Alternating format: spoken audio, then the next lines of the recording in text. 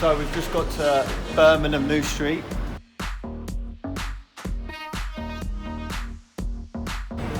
We are here to see the clothing brand DARKCIRCLE Clothing. Aaron, who is the owner and designer for DARKCIRCLE Clothing. They're a street fashion lifestyle brand, I guess you can call it. And I just feel that anyone looking to get into business, but specifically fashion, for the first time, you can learn a lot from this guy.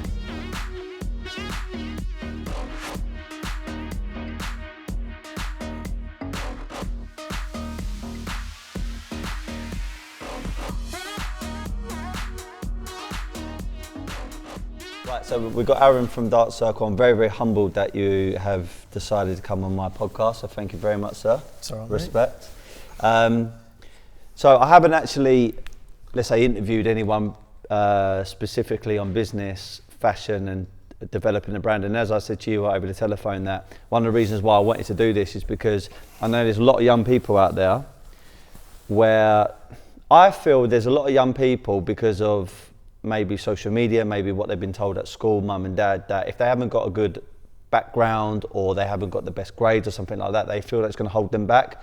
I was told, even at school, that, oh, Steve, you haven't got any good GCSE, so therefore you'll never be able to do A-levels, you'll never be able to go to university, and you'll probably never make anything of yourself. And that has always stayed with me, and I've used it as fuel to go on. Yeah. So DARKCIRCLE is a company that, you know, got a good following on social media. You've definitely got a good client base, and you've done some incredible things. So I wanted to get the audience to understand you as a person, firstly, your views about the fashion market, where potentially it might be heading, your goals, DARKCIRCLE's goals, and just really talk a little bit about, you know, your journey so far. So who are you? What's your background? My name's Aaron Dezonie. I am the creative director and founder of DARKCIRCLE. I think we started back out of my bedroom around 2007, and it was just a hobby, just a way to express and be creative and have fun, and it was never meant to be a clothing brand or a fashion label, whatever you want to call it. It was just a way to do. Is it all right to swear? Of course it is, yeah. Fuck yeah. Yeah, it was just a way to do shit that we wanted to do and just express ourselves. And it was a group of us, of friends, and we just had a different outlook, I guess, than a lot of our peers at the time, where it was, you know, we played computer games and we made music and we read retro comics. Because wasn't you a DJ before? Yes, the music is the backbone of what DARKCIRCLE was. It was always about, the music is such a big part of the culture, and Dark was always about culture. It was about putting a stamp and a flag on our version of the culture that we grew up out of, like in the mid to late 90s, and then how, you know, turning into like adolescence in the early 2000s, it was how do we put our stamp and our flag on that, the way that we do it, which at the time felt really unique and really different. There wasn't many people interested in the same stuff that we were interested in. They didn't want to go to the places that we wanted to go to. They didn't listen to the music we wanted to listen to. So we created an environment for ourselves, like between us as friends, where we could do that comfortably in each other's presence, and that included stuff like sketching, writing raps, and most importantly, I guess for me, was product design. You know, designing different things that I would want, and just sketching. So we'd be playing Mario Kart, and I remember it'd be like 2 players at a time. And we'd just switch up. When you weren't playing, do something creative, do something productive. And that was a huge part of where Dark started. In fact, that's where it started. The name comes from the group of friends that I was attached to, and we called ourselves DARKCIRCLE. Comes from a comic book, if you look it up and research it a bit more, why we used that name. But that was the group of my friends, and that's why I decided to keep the name when I eventually moved on and made it into the brand it is today. It was because of that. I wanted to remember a time where this group of us, we did this thing. This was the name that we referred to ourselves as. It's corny as it sounds. At the time, it felt great, and I wanted to keep that alive because I think so many people, especially now, and how like Instagram and stuff like you were saying, is so open for people to express themselves and show the world at a click of a button what they can do. It's exactly the same as what we were doing. Yeah. Just we didn't have anyone to share it with. So when you got decided to do a brand or make clothes, it was more of a passion. So rather, you wasn't thinking about money, you wasn't thinking about any of that. You were just thinking, this is a way of expressing. This is a way of putting my creativity on a canvas almost. Yeah. And starting creating a bit of a following or a client base. Yeah. So like when it first, this decision to like actually do something with it, I was DJing. I was part of a DJ crew. We were going around. We were so fortunate. We were going around all of the UK every week. You know, working DJing 6-7 nights a week. We found ourselves in the US. We also played over in Europe, Greece, Ibiza, Egypt, Russia. We had, as a team, we managed to cover a huge area. But the music was just a passion still. It wasn't about the money. It was just about being part of a culture and a sound and expressing it that way. And DJing was the easiest way to do it, but it was never really my passion. Okay. The music is a part of my passion, which is the culture, but I wanted to find a way to express myself, and art has always been, like, as long as I can remember, since preschool, high school, I've loved art, but there never really felt like there was a market for the type of art that I was into. Graffiti is a huge part of the culture, but it wasn't me. I can't use a spray can to save my life. I'm terrible, and I'm not even good at sketching really, but I just felt like I wanted to do it. There just wasn't a platform for it. So t-shirts felt like a real natural progression. So I started making like graphic designs on like the earliest Photoshops and stuff, and literally just printing off stuff, hand printing with like stipple brushes and making stencils with sponges and making t-shirts with just like basic slogans for myself and the people that I DJ'd with. And it was like, we'd turn up to a party and we'd all have these t-shirts on that I made, and it was like the early like mid-Bape era where we were putting diamonds on shit, and you'd do it by hand, and you'd do it on someone's trousers. They'd give me a pair of jeans and go, yo, write something on that. And that really was where it all started from. And then it just kind of clicked, and I was like, oh, this is my canvas, this is what I want to do. This is where I want to spend all my time doing this. And like I said, the type of art that I'm interested in, and I know we spoke about this before, I'm into really bold typography, really in your face, really minimalist contemporary stuff, and that translates to t-shirts and hoodies just so well. Maybe 10 years ago when I decided I want to do this, doing that on a canvas and charging money for it was just not an option. People weren't into that. Yeah. It's not like now where people can appreciate that type of art a little bit more. But back then, 10 years ago, it was more about, I can put that on a t-shirt and people will give me £30 for it, £20 for it, £15 for it, whatever it was. And that's how the brand started, and that's how we gained momentum. I went to a few parties, was wearing stuff, my friends were wearing stuff, and the first time it became real was when a friend Ash came up and was like, yo, I got £700 in cash. I'll give you that now. I want you to just go make me £700 worth of clothes. And I was like, okay, let's try this. Yeah. And then that was when I handed it over to him, and he was wearing it, and like there wasn't Instagram then, or I think MySpace was kind of like just starting, and he was wearing it in his pictures, and it was like, oh yeah, that's it. This is what I want to do. Yeah. It was not about making money. There wasn't the hype beasts or the high snobs or anything like that for media attention or coverage. It was just about making stuff for me and my friends. Yeah, wicked. And that was it. So it was a bit of a euphoria moment when you saw one of your friends making an order, wearing the stuff. It must have been a really, really good feeling. So I wanted to ask you as well. So fashion is obviously what we're talking about, but let's remember it's also a business. So you are a businessman, regardless whether you regard yourself a business, but you are. You're going to be looked up to by certain people on social media or certain people that kind of know you and see you as a bit of a role model as far as a business to fashion is concerned. But I know fully well, like I've had a few businesses which I'm involved with and have been involved with, and I know that business is not plain sailing. You go through adversity, and the adversity is the thing that really defines you sometimes, and it can be a blessing. So talking about Dark Circle early days, there was a few of you. Yep. Was there any adversity where split ups or things weren't going so right, or is there any challenges you had to get over? Yeah, so if we're talking about the start of it, going back, it was me and a group of friends. There was no vision of this being a business. There was no like concept of where this could go. There wasn't really a streetwear market in the UK as such.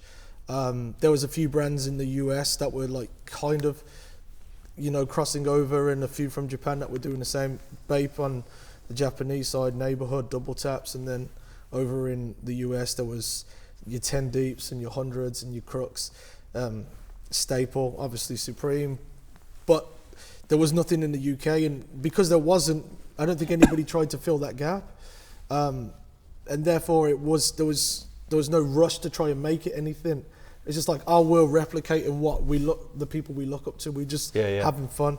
But then, you know, a friend moved to the US. He started a family. Another friend moved to London. He got married too, and I was kind of the only person still doing what we were doing to start with. So again, it was never about making a business out of it until I met other like-minded people who had more of a. They were older than me at the time. Shout out Junior. Yes. Yeah, Junior. He's over in Dubai at the moment. Yeah, Junior's out in Dubai doing his thing, and he was a huge help in like making me understand what it was that I wanted and what I wanted to achieve. And even though now I can look back on those memories like fondly, we have completely different ways in how we would do business. But at the time, he showed me a lane that, you can make money out of this, and you can show this to people, and people will be interested in your art, and people will be interested in the vision. And that was the biggest stepping stone. That was when it was still not a business, but it was more than just an idea. It became more than a hobby.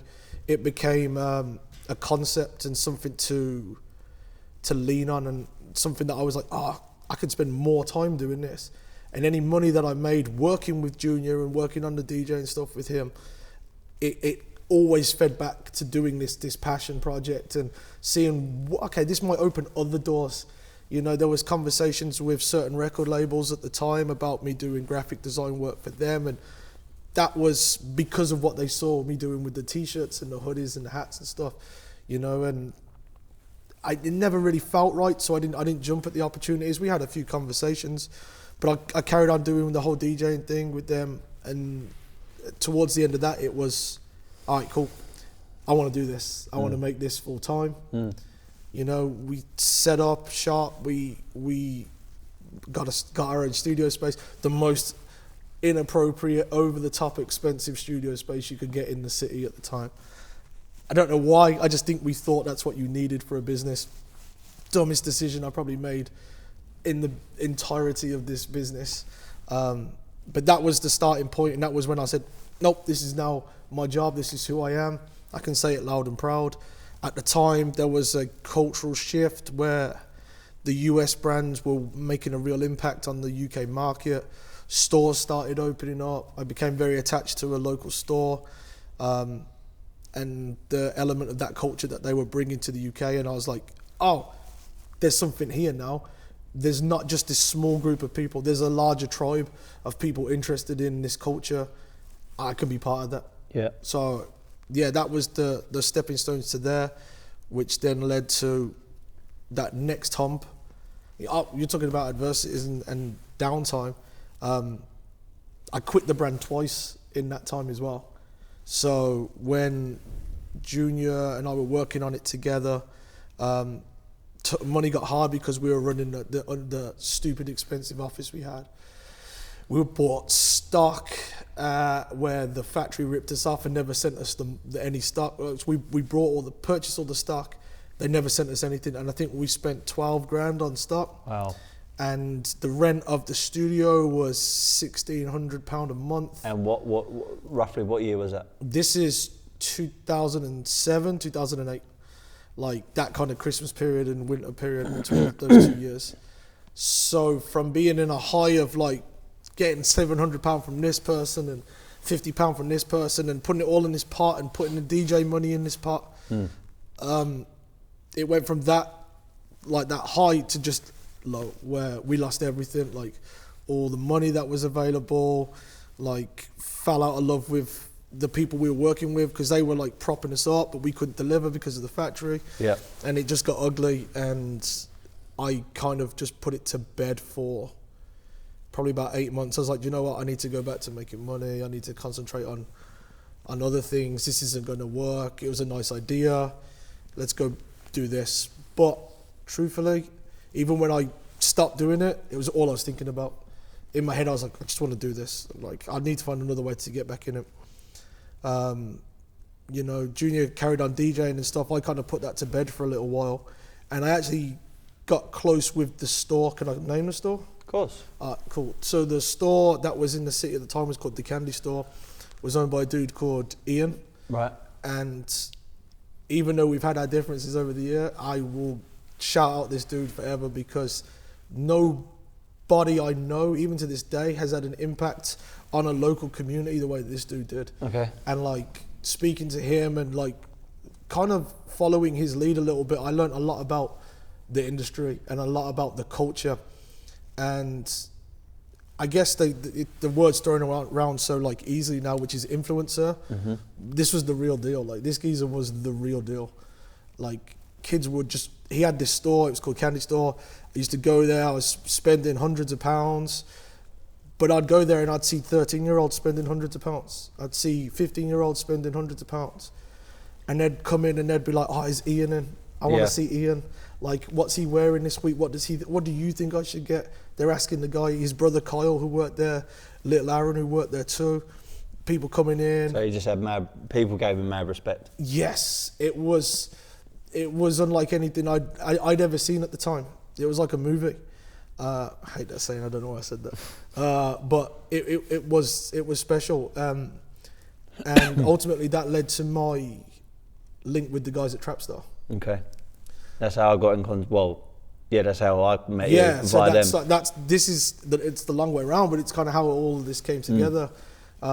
So the Candy Store with Ian, you know, he could see I was spending money. He knew I had Dark before. He knew I was about it. He said, yo, let's get involved in the business. He was struggling with like the back end of the business bit. I thought there might be something that I could do. My cousin Mark joined us as well. We raised a bit of money, we put that into the business and tried to help him, but kind of once we were in it, we realized that the hole was a little bit deeper than what was originally thought, and we tried our best, but we just couldn't resolve it. And unfortunately the store suffered because of that, you know, miscommunication, you know, and when that happens between like people in business, you know, it gets ugly. Yeah. You know, like, I don't want to call it name calling, but people don't want to talk to each other, so the issues don't get resolved. Of course. And the fingers start being pointed, and it made it ugly. So even though the store was running for a period of time and it had great success, it ultimately collapsed under the weight of its own success, if that makes sense. Okay. But during my period of there, it was like 12 months that I was there, running like the back end whilst Ian was holding down the front end with his brother and stuff. That was where I got introduced to Mikey and the guys at Trapstar. Yeah. And that was the big slap in the face for me in terms of what I wanted to do, because even though Trap had been running a little bit longer than I had with Dark, the way that they cemented their position and the way that they communicated it in those early days, it was like, shit, that I didn't do that. I didn't know how to do that maybe, or I didn't want to do it that way, or I didn't think that was the way it could be done. They did it. And they used to come to our store. We used to call it like the Trapstar takeovers and stuff, like invasions, the Trapstar invasions. And they would like make products specifically for the store, and they'd come in and like bully us at our own jobs basically, and just be like, yo, come in, yo, we're doing this, move all your shit, like we're putting ours in, and like we don't want to see your product here. And it was dope, like watching Mikey, Lee and Will even having Ashop and Kay and Nisha, all those people that made that Trapstar team in them early days, they came up and they ran their brand like a business. And I looked at this and went, shit, yo, I'm so far back behind this. No wonder I couldn't make it work. But a relationship sparked up between like myself and the guys at Trapstar. You know, I worked alongside them on a few little projects. I've helped them source product, and we've communicated about design and stuff for years. And even though we're on different ends of the scale in terms of their success and where Dark is, their vision and how they communicate it to how Dark does, at the bottom, at the foundations of what my brand is, they're a huge part of that. And that, I'm so grateful that they even took the time to even talk to me about my brand back in those days, and, you know, communicate and share that love. So, and then ultimately that led to me meeting you, because you were like tight with those guys.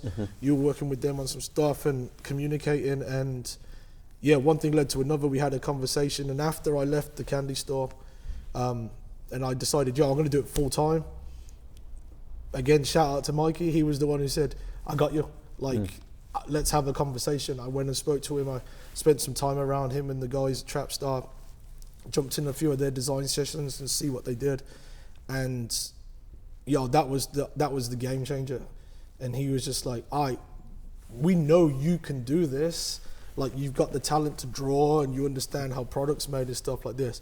Sort your fucking business out. That's what's letting you down. Your business, you don't understand business. And it's cool that even today I can still ring Mikey and have a conversation and he'll just bully me on business, you know, but it's cool. And that, again, led to you and I meeting. Yeah. I think there's so many little bits I was thinking of as you was just talking now. I'm not saying he is, but in some ways, Mikey, you could say, from what you've just said, is slight bit of mentorship there, unofficially. Yeah. And Trapstar, even though it's, I guess you could say, in a similar sort of space, both streetwear, but completely different. I say it's in the same sort of space, but then they've got a slightly different demographic, I would say. Yeah. And one thing, I'm glad you said about the business, because I always think about right now, as we're sitting here, Dark Circle's brand is phenomenal. Even Mikey speaks to me on the side and says, like, fucking, the design is consistent, it's clean, it's got a great following, blah, blah, blah. But then you've got a brand, then you have the business, which is the back end of it. And all companies, brands, businesses, not all of them are 100% perfect. And it's good to recognize, even with your own words, saying that, you know, there are certain strengths that you got, but then also certain weaknesses and things you need to work on. And I think going back to like the fundamental reason why I wanted to do this podcast is that if anyone's getting into business for the first time, one, you're going to come across adversity. Two, it doesn't matter about your background. You can do anything you want to do and follow a passion or something you're really interested in. But then also, after you've done something for a while, reflect and think, right, what am I good at? What does the audience or my client base know I'm good at? But then also, what are my slightly downsides or weaknesses? And having a mentor, even if it's not an official one, but someone you can bounce ideas off, I think that is so key. So you would support that, having someone like Mikey there just to call up and get a bit of guidance. I can be so honest now and say that at the time, I didn't know how important it was. Yeah. And even up until this year, which is 8 years on since the store collapsing and doing all that stuff, I can say now I've only just learned how important that is. And I can't stress enough to how many brands that contact me on a daily basis via DMs who are asking for advice and stuff like that. And I feel not obligated, I guess, but I want to help these people because I know the bullshit like that you can go through.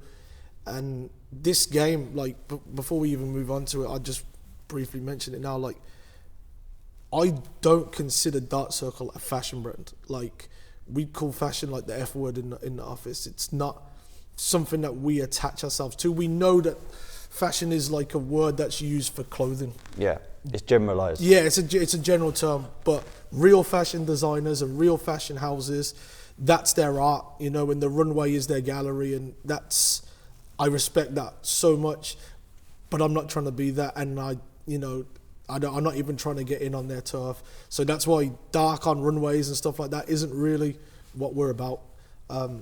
That's a completely different thing. But what we're in, what we are in terms of streetwear and how it's, a spin-off of the street culture in fashion, dark and trap are different. Like, we're at the different ends of the spectrum. I hope I haven't jumped too many different places in one sentence. No, it's all good.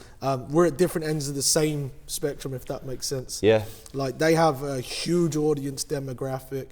They're well received. They've got great brand presence. They've got great endorsements, with like celebrity endorsements. Culturally relevant endorsements from these. How can I put it? Artists, rappers, musicians, all of these, like, because they're real. Yeah. And it's not a game for them either. It's real. This is their background. This is their lifestyle, and this is how they portray it. Whilst dark is at another end, where it is literally just a cultural expression. Yeah. It is just about.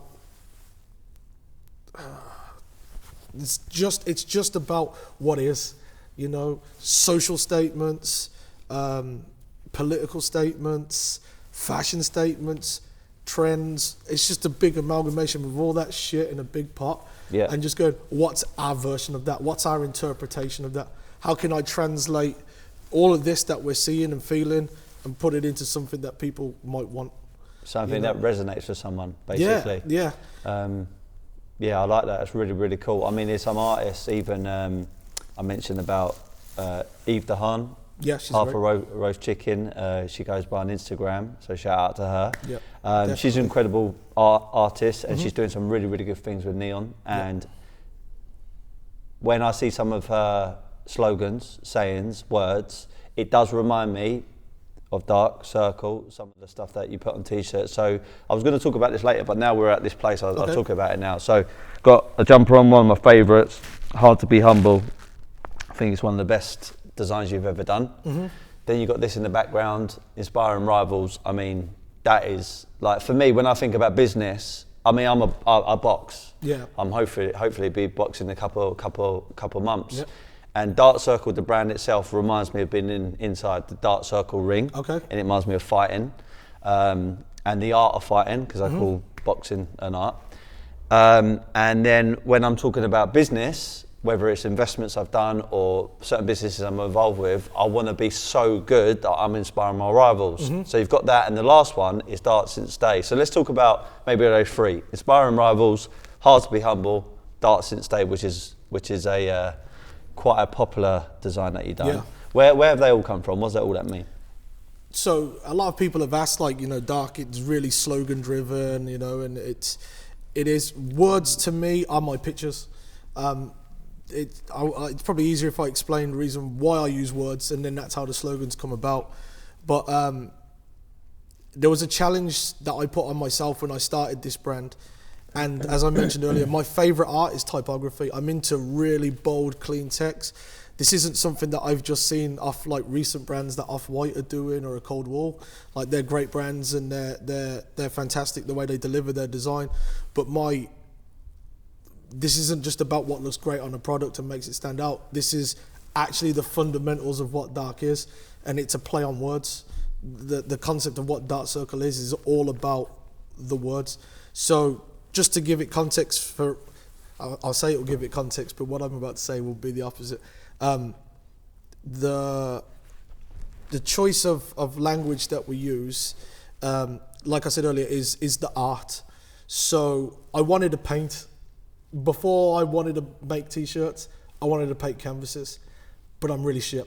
And I couldn't get people to buy the words that I was painting, because until it became cool in like the late 2000s, no one would pay for someone to write a word on a piece of canvas. It didn't have the quirky, minimalist, contemporary edge that people might see it as now in galleries. It was just gone, well, that's shit, and not anyone can do it.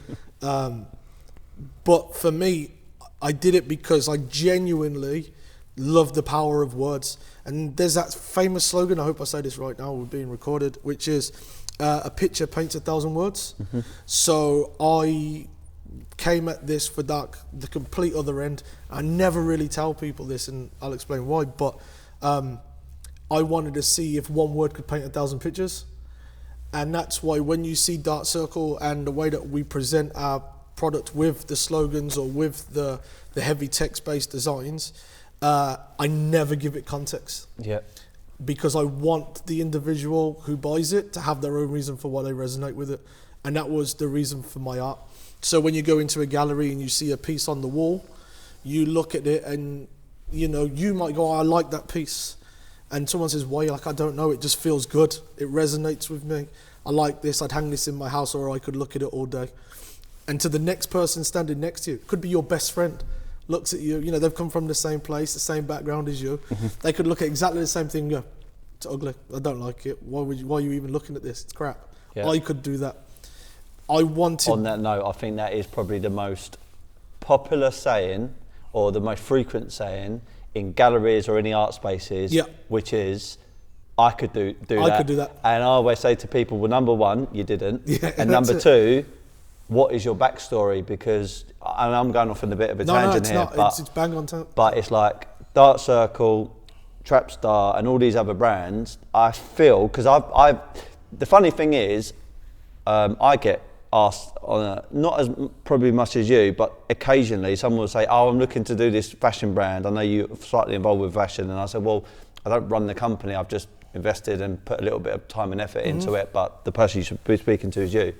But the first couple of things they say is like, yeah, I want to do this, I want to make money from it. And I'm like, completely wrong mindset. And plus, if you're making a design just because you think that's on trend, there's no backstory, and you might have a bit of success, but then you're going to fizzle out. So with artwork from any, you know, whether you're music, whether you're painting, whether you're making clothes or a brand, there has to be meaning behind the brand itself as a story, and also behind why you've made that slogan or why you've made that image and that kind of stuff. Yeah. Because I think if you're just relying on someone buying the piece of work or clothing just because the way it looks, you're only going to get a small demographic rather than a wider one once they understand the story. And hence why we're doing this podcast, so people get to understand you, your journey, the brand, and that kind of stuff. So sorry to interject, but I just felt it was a... No, but it's bang on. That's exactly it. Like you're saying, I don't give my work context because I want people to come up with their own story. I can tell you why, and I can give you the guidelines that might help you come up with a story, but ultimately that's what the imagery's for. That's why when we shoot our lookbooks, the reason why the art direction's this way, or the styling is that way, or it's shot by this person, or we've used that model, is to give slight, you know, points of reference for the viewer to go, okay, this makes sense. And by the end of it, they usually come up with their own reason why that slogan or that word or that design makes sense to them. And it was a really fun experiment that I never thought would be the entire design process of what Dark is. So the very first t-shirt I ever did, and I still do it now, is a t-shirt that says Dark on it. Just one word, Dark. I know what that means to me. My team knows what that means to me, and they all have their own reasons now for what Dark means to them. But anybody else who buys it, I'm not telling them what my reason is for it.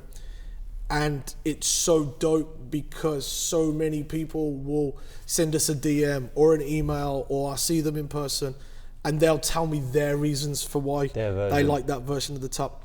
You know, it's so... Before I move on to the other slogans, the Dark one's so important because it was the first one that started this whole concept off that we run with.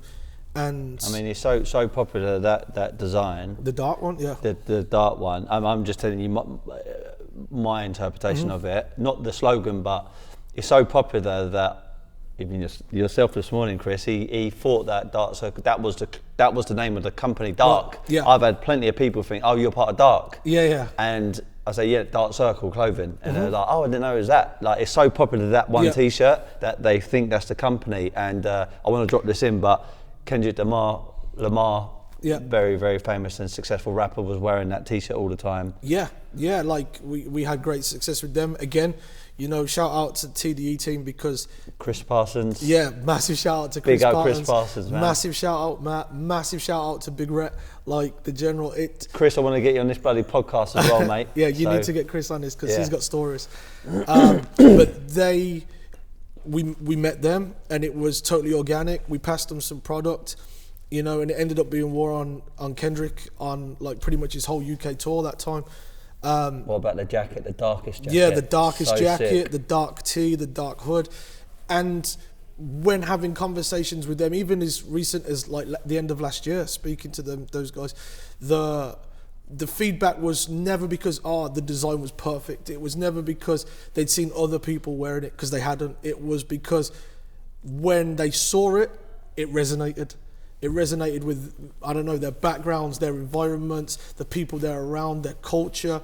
That word specifically hits people differently. It's mad how many times I sell a t-shirt that says dark to a white guy and he'll hit me up going, yo, I got loads of people hitting me up thinking this is some race shit. And I'm like, that's cool, because that's as far away as what it actually means as it possibly can. And it's funny that people who aren't interested in buying it will just make an assumption. I know what that means. Yeah. But it can mean a million things. But it's really important that the buyer, when they buy it, that they have their own interpretation of what that is. Yeah. You know, and that's the whole backbone of the designs. You mentioned hard to be humble. It's probably right that I point out that the hard to be humble stuff came out in 2015. End of 2015, start 2016, like on the loyalty track with Rihanna, like Kendrick Lamar's loyalty track. Okay. Like she says it a few times in the track. I don't think it's coincidence. I'll just say that. Like, yeah, I could be wrong, but the hard to be humble was a conversation between me and somebody that I really look up to, who's in this industry, and they have an ego with it, but the ego that they have was totally deserved and totally justified. And it just made me feel like I want to be able to have conversations like that one day. So hard to be humble for me was about, this is a goal, it's something I'm striving to. And when it gets to that point where, it's almost hard to say that we've done bad things, because what we're doing is great. Even the bad things we're doing is better than like some of your best things. Yeah. And hard to be humble was always for me about striving towards that. Yeah. So that the inspiring rivals. So I just want to make it clear as well. We're in Birmingham right now, on site at the Dark Circle office. Yeah, can we say that? Did I say that earlier? Yeah, nothing here. Studios, Dark Circle HQ. We're here. So the artist that done that? Zoot, my boy Zoot. Yeah. Zoot. Yeah. Well, big up Zoot. I mean, he's got massive talent. I love that. He's the best. Once I get a big enough house, I want to replicate that. Please. You do it. No, Zoot's the best, man. Like, again. Why the Black Panther? Yeah, well, the Black Panther is, it's symbolic in our culture and that stuff. Maybe not directly in street culture, as, their movement was bigger than that, but it's heritage, it's part of something that I'm indirectly attached to. So I look at it and, I feel something to be proud of. And that was it. Just a big Black Panther on a big white wall. My name above it, Dark Circle, just so I never forget that's what we are. And Inspiring Rivals it's a statement on our culture. I think it's a state on, people who want to have what we have, people who look in on our culture and assimilate. Instagram's a perfect example of this. I get called out on Instagram on a daily basis by people saying, you're trying to be like this brand, or you're trying to be like that brand. And I'm like, do you know when we started? Do you know when this vision came to life? Which brand are you referring to? Are we older than them? Or I'm not saying that we've had any direct, how can I put it, impact on that brand, but from a culture, we've been here and we've been around. And I'm a quiet player. I'm not a party goer. I don't do the whole networking thing. I'm not interested in like the big PR pushes and stuff like that. It's not what I did it for. It's not what I'm really about. I'm just trying to just make cool product that people can enjoy as much as I can. But it's really funny how so many times I will see brands who came up after us who use very similar slogans and styles and approaches that we do, where they're clearly clued up on the culture in the background, but they're willing to play the game a little bit better than I am. You know, they're willing to show their faces a little bit more. They're willing to talk a little bit louder. And these guys are happy to take credit for other people's hard work and efforts and creativity and input and reference points. And this is really, even though it's for Dark, it's actually a cultural thing. That right now we live in a time where our culture is the most mimic culture in the world. It's the most copied and cloned and replicated culture in the world. And to know that we're about it, we didn't start because we saw an opportunity to make money in this like most copied culture. We were born out of it. It was organic. We just wanted to be involved in the culture. We didn't want to make money. We didn't want to be celebrities. We didn't want like people in Geordie Shore like just rocking that shit because it's going to earn an easy earn an easy paycheck. We just did it because we did. And all these other people, they're our rivals because they're taking money out of the real creatives' pockets. Yeah. You know, there's artists and designers who just can't get a look in because some kid who's got a little bit more money or parents are willing to invest a little bit more can buy up that space, you know, and can drown out the independents quite quickly. And that even goes, you know, for the big brands too, who have seen our culture and seen it and gone, oh, I want a piece of that too. Well, a clear example of that, Louis Vuitton jumping onto Supreme. Yeah. You know, yeah. You got two completely different brands in completely different spaces coming together, because I feel, and maybe you can correct me here, but Louis Vuitton have thought, you know what, there's a massive market out there for more of a real kind of culture rather than high end, and they had to leverage that by going with someone like Supreme. Yeah. Supreme are obviously one of the biggest, let's say, streetwear brands in the world, urban brands, and they're doing phenomenal things. And it's now interesting to see the high-end brands, the more kind of like, never want to use that word lower-end brand, but you know, the more affordable brands, that they're all now coming together and making some really, really cool product. And it doesn't just stop at clothing; they're going into like other merchandise. They're making things like umbrellas, they're doing luggage, they're doing all kinds of different things. So are you noticing that trend a lot more? Definitely, and it's natural and it's deserved. As much as it might be crazy that Louis Vuitton came and, you know, poached the culture and then brought Virgil in and all that stuff, massive shout out to those guys from this culture who managed to go and take over that, if that means they now run. Like the guys who came out of this culture, that Dark came out of the culture, especially the generation before us, you know, they're now at the top of all levels in all industries because they're bringing that realness that this culture made you have, you know, growing up through that, like especially like the mid 90s and the late 90s, and how that US market like took over the world with like its pop culture. It wasn't pop culture, it was urban culture that they were pushing, and everywhere else around the world from here to Japan was replicating it, and England had its own spin, and so we had our own version because, you know, the Caribbean roots and the African roots that are here, like that had its own input, even the Asian input on it and stuff. It was a big melting pot. And out of that first generation, those guys who stuck their necks out on the line and were different and were the outcasts doing that thing, and they're fucking weird, they're different, they're now the leaders. You know, those guys are now the heads of the record labels. You know, the guys who started the jungle labels back in the day. Fuck is this shit? The guys who used to run them old reggae and grime, garage like labels and stuff. They're now the head of the new record labels. You know, the guys who are making the old T-shirts for that hype generation back in the day, like the whole black market movement record, all of that stuff. These guys run the world now. And deservedly, because they were shunned for a long time, and the big brands, the powerhouses who had the lane for so long, have had to like bite their bottom lip and just go, right, we're going to have to play along with them because they're calling the shots. Yeah, they had to give them the recognition that they deserve. Yes. And stuff like that. That's what this is. Yeah. You know, we're all fighting for the same space. We all want to be heard. We all want to be seen.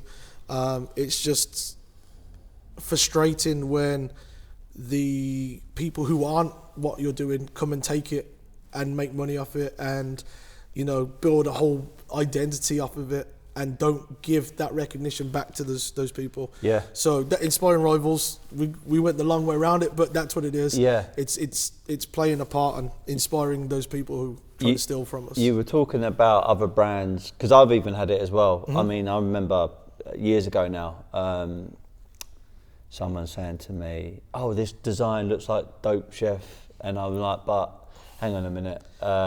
I clearly remember this design coming up before they designed it." And anyway, I got into some kind of battle. Anyway, you know, there's loads of different brands out there. I think Dope Chef is cool, they're doing their thing, you know, and it is inspiring the rivals. But there's one thing that you haven't said, but you'd remind me of, which is a little bit deeper.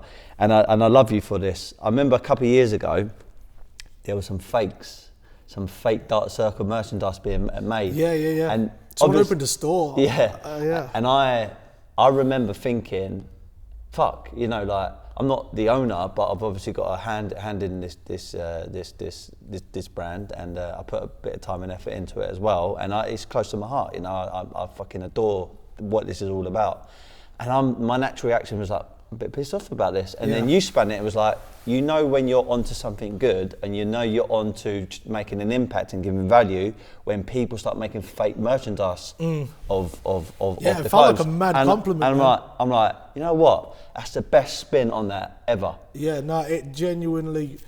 I remember seeing it. So you mentioned Dark Since Day, which until recently was like our best-selling product ever. You know, the Dark Since Day goes back, not giving dark context, and then like Since Day was whatever it was, whatever dark meant to you, you had been doing that or were that since day, and that was just as self-explanatory as it ever got. Whatever dark means to you, Dark Since Day meant that you've been doing that since day. Basically, it's like dark is the meaning, and since day it's been in your core from whenever. From birth, from like wherever.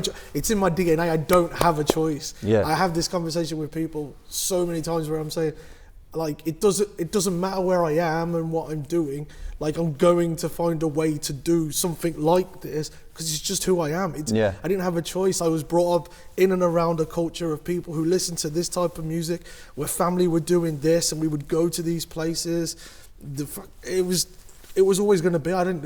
It's like the cards were already dealt. Yeah, you're going to be in this kind of industry, and you're going to be doing something like this. And as soon as I learned to embrace that, that was when it just became real. I mean, did you just and this is, I'm sort of like, this next part is like for anyone listening to this and thinking, you know, I think this is cool. Like, I feel inspired. I feel motivated. I've got a bit of an education here. What about your background though, as far as like school, education in that kind of way? No. Did you ever go courses? Did you ever go university, college, or was it, I feel I could be good in this area, I'm going to pursue it? Like, me and education weren't friends.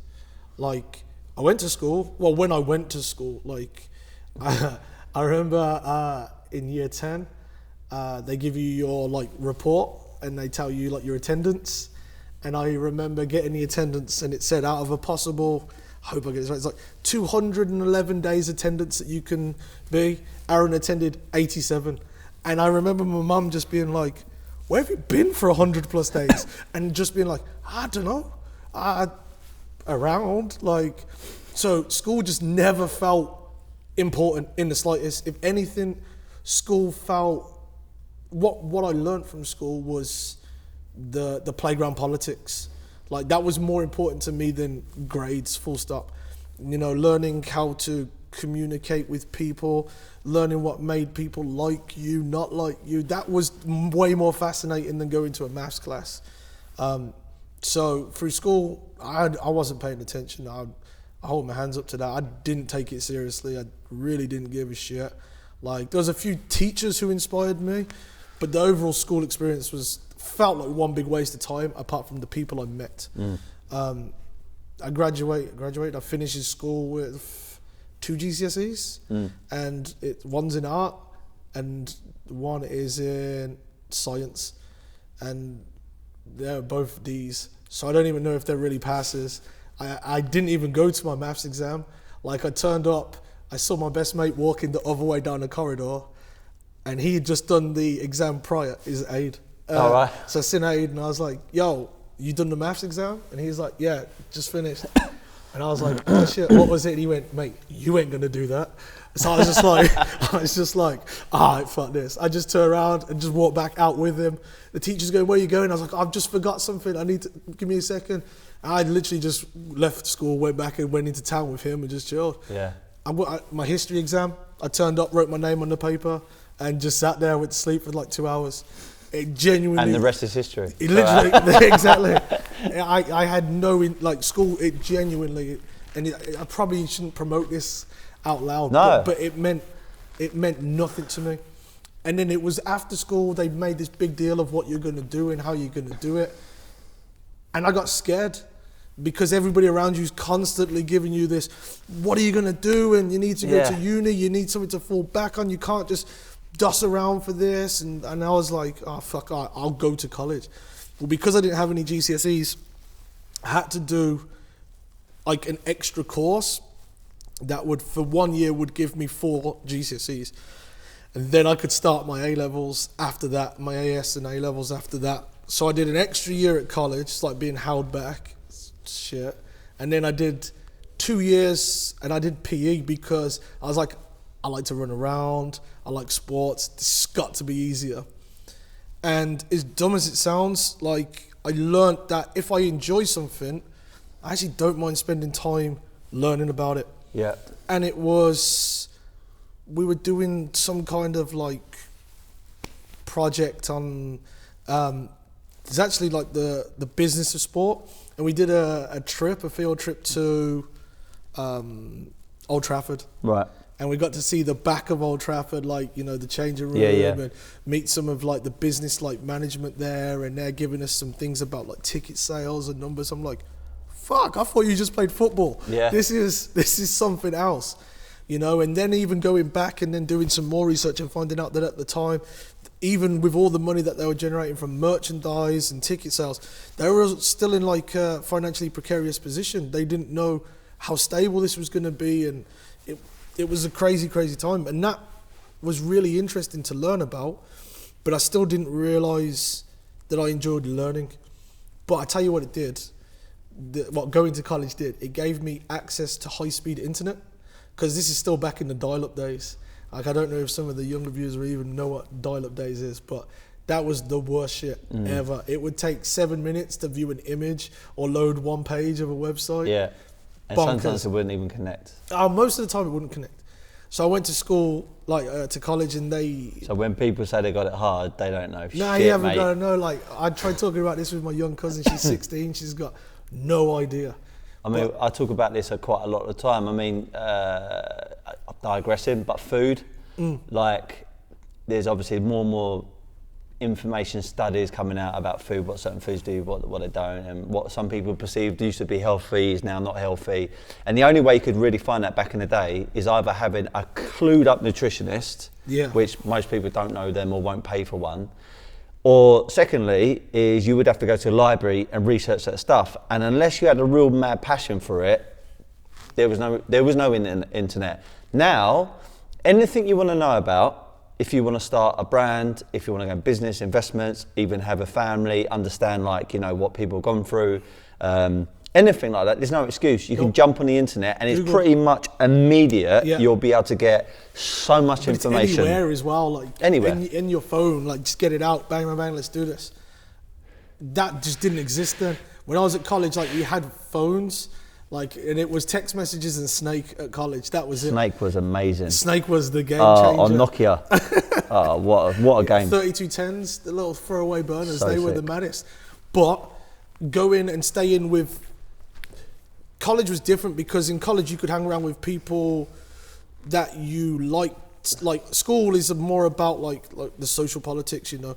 Who can I stand being around? And, you know...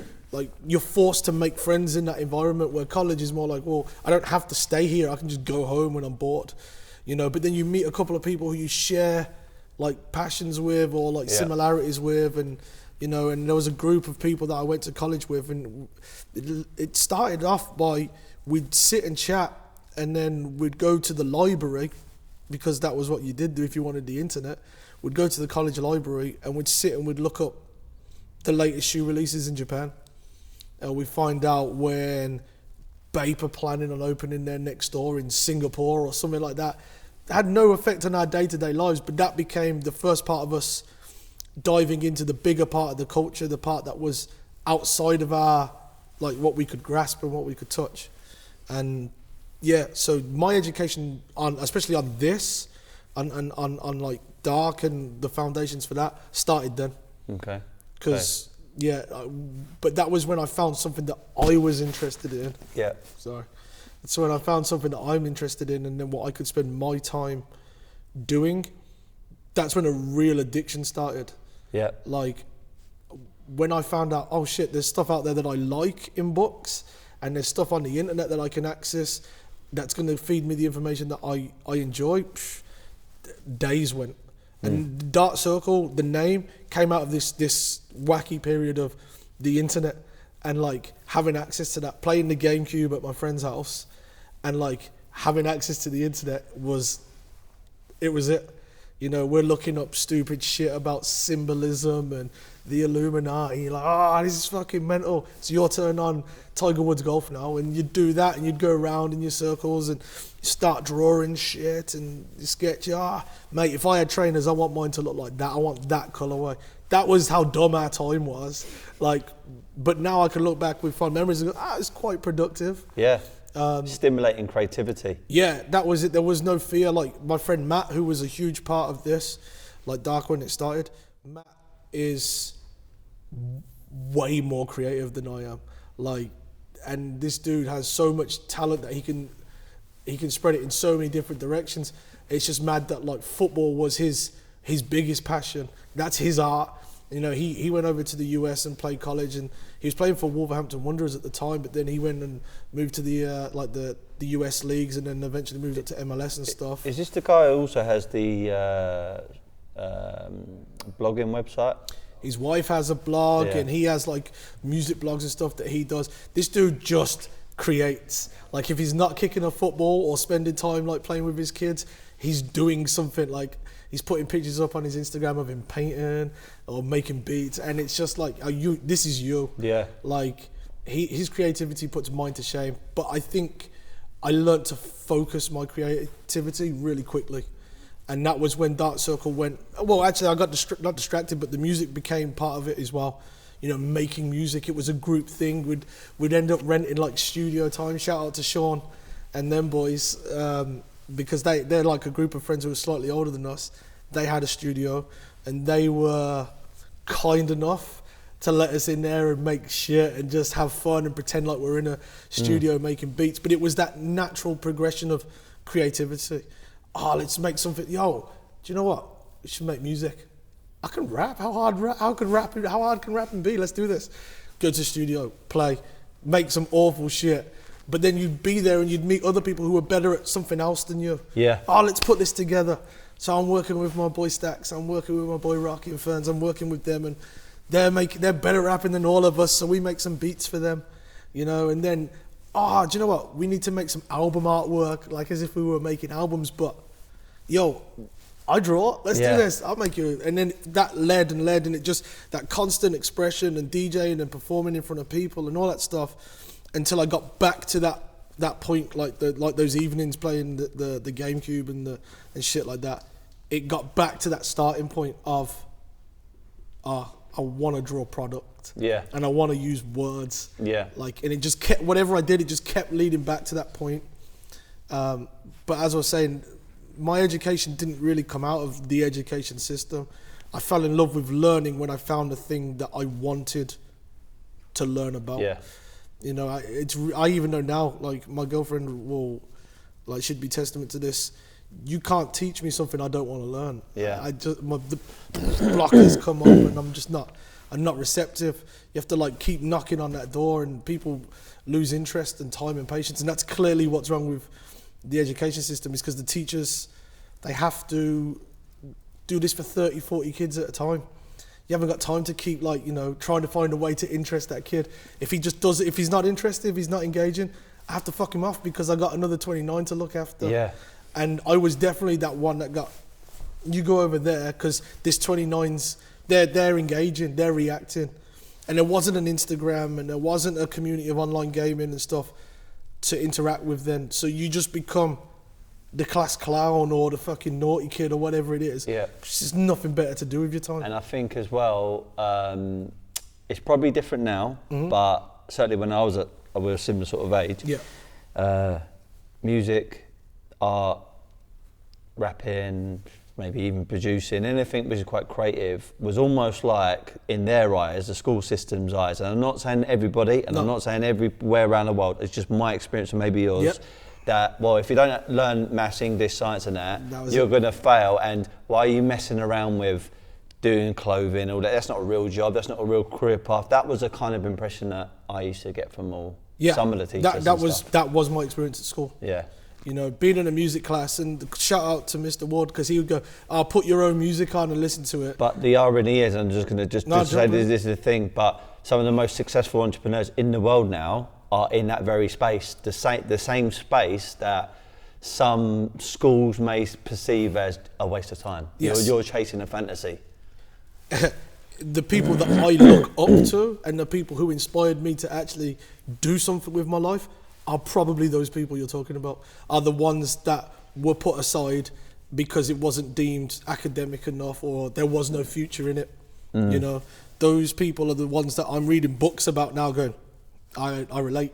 That was me. Oh shit, that was me. Yeah. And that was, that was my experience of the education system.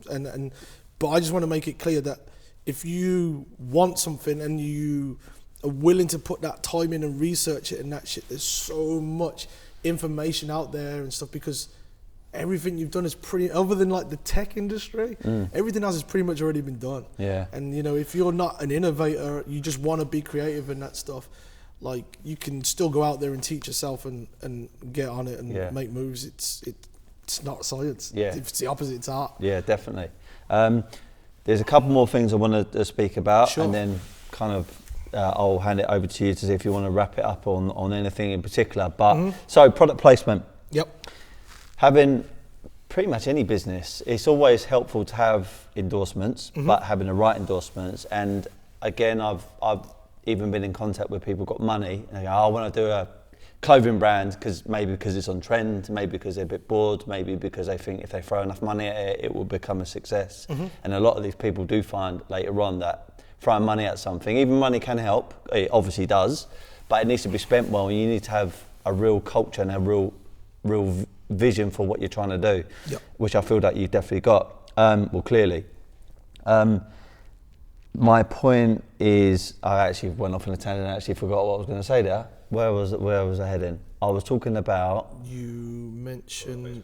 Product placement. Okay, so you have people like Kendrick Lamar, massive. Over here, Tiny Temper, I know Schoolboy Q, and someone that I really, really admire, who's probably not at that level yet, but definitely going in that direction, someone like Jevon. Shout out Jevon. I mean, one of the nicest guys I've ever met. I think he's a massive talent, genuine guy, very focused, very driven, massive talent. I mean, really, really cool. I wish I was as good at what I did as he is as what he does. Well, do you know what? Like, when you were talking about, there's so many little sound bites I remember from the conversation we're having, and I want to just kind of talk about them, but we could be talking for 10 hours. I'm not even joking. But one of the reasons why I've done this podcast, I see this as a bit of an art, because I can't rap. But honestly, if I could have a couple of wishes ever to rap or sing or something like that, I would do it in a heartbeat, because I think it's one of the best skills that you can ever have. Oh yeah, it's amazing. It's so undervalued as an actual skill set and a craft. It's incredible. It's incredible. I would probably wish that more than most things out of life, like money or anything. I wish I could rap. I can't do that, but what I can do, I can talk. So I felt like doing this is almost like an art, and I get to meet wicked people, and I get to give the audience value and all that kind of stuff. But going back to my main point, so Jevon, like you got Jevon, then you got Schoolboy Q, and you got Kendrick Lamar, Tiny Temper, all these people. How important is product placement with a brand like Dark Circle? How important is it? Like, are you, obviously, I know you well enough now where you would never force something, or you would never try and go after the biggest name because it's the biggest name. You need someone that is congruent to the brand. I think how important it is comes down to what your vision of the brand is and what your goals for that brand or business are. Because am I right in saying, I don't know if I should be saying this, and if I shouldn't, maybe we can edit it out, but fuck it, I'm going to say it. Didn't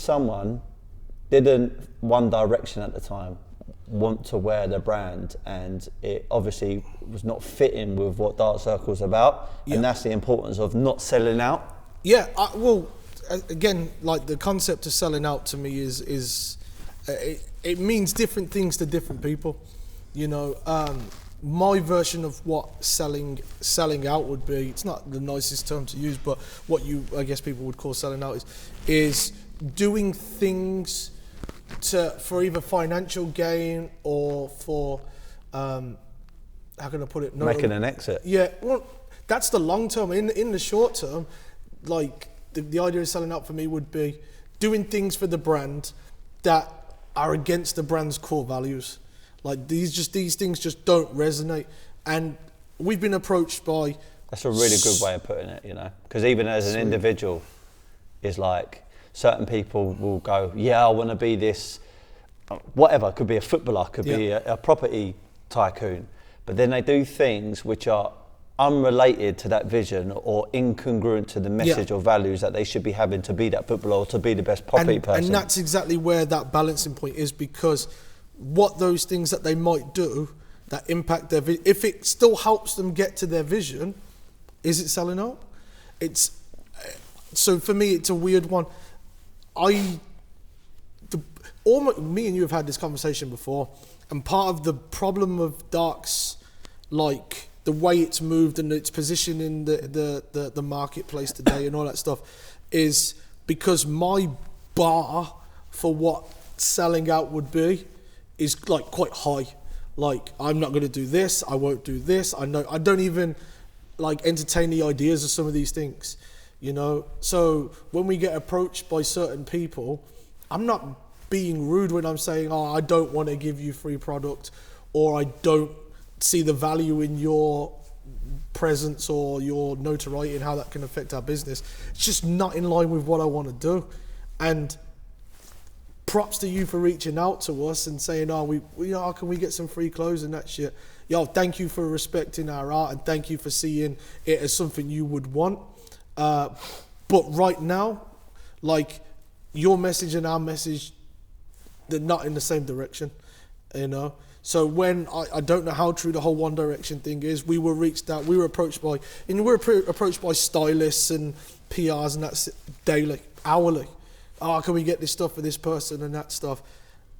I get that many, it's actually really hard to reply to a lot of them. You know, I'd like to go through and vet each one anyway. But truth is, a lot of the people who ask aren't the people that we want, because the way that Dark Circle is, it's supposed to be personal. So if I don't feel that I want it to be a surprise. I want to go, yo, I love what you do. What you do is so in line with what we do. I would love for you to wear my brand. And for them to go, yeah, I'll do that. That's a reward. And that's what feels good. But I understand the importance from a business perspective of how good it can look for certain people to wear your brand. Like having the guys from One Direction wearing your brand. If you're a business that's out to sell units and out to be out in front of that age group of market, you know, that demographic, their group of fans is your core demographic, then One Direction is the ideal thing. It doesn't get better. They're the biggest in the world. Let's have this. Like, we'll do that. But for what I want to do with Dark and how I want to share the art of Dark, it doesn't resonate.